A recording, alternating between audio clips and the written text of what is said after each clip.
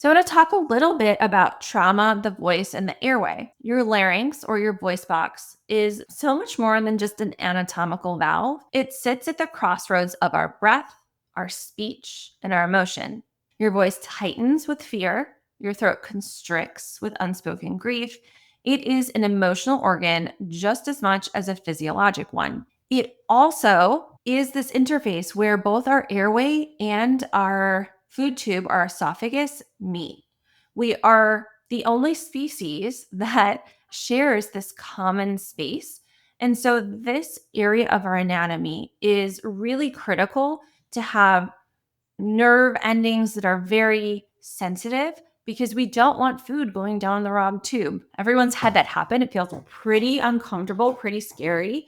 And we want to stay alive, right? We can't breathe and eat at the same time.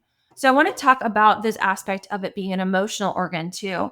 Emerging research is backing this up. A recent study in 2024 studied adults and children with inducible laryngeal obstruction found significantly elevated rates of anxiety, depression, and PTSD. Now, this is not a causation study, right? We just know that people who have vocal cord issues are also more likely to have anxiety, depression, PTSD. Nearly half of participants scored in the moderate to severe range for physical somatic symptoms.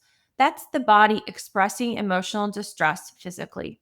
Another review found that psychological causes may underlie about 70% of VCD cases. And this is not to say the symptoms are all in your head. Very far from it.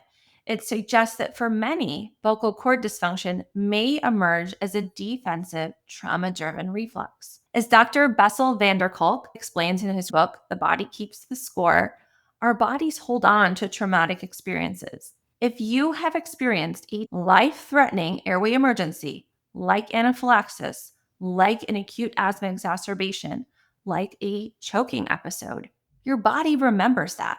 And that memory is not just in your mind, it's etched into your nervous system as a whole. So that throat may be literally replaying that memory of the threat anytime it senses anything close to or in the neighborhood of what that threat started out as, manifesting then as paradoxical protective closure of the vocal cords. So what are the clinical implications and where do we go forward? What is our new path to healing? So